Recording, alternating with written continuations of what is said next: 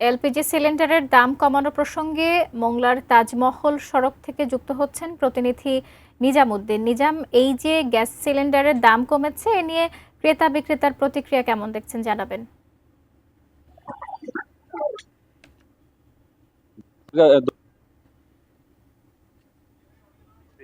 Gas বিক্রি করা হয়।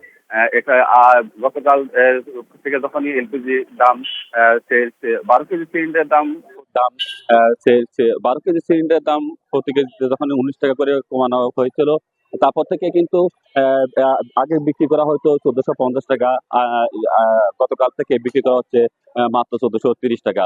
বিক্রেতারা কিন্তু 19 টাকা কেনার পরে আরো 1 টাকা কমিয়ে 20 টাকা কমিয়ে দিয়েছেন।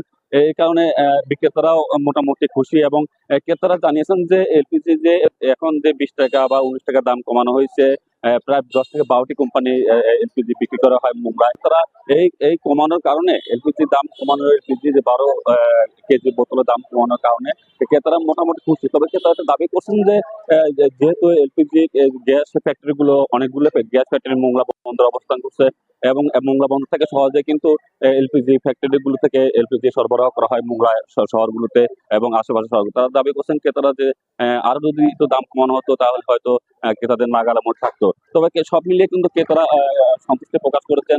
বিক্রেতারাও তো আপনার দাম কমিয়ে দিচ্ছেন, এবং তারা সরকার নির্ধারিত দামে মোংলা শহরে এলপিজি গ্যাস বিক্রি করছেন।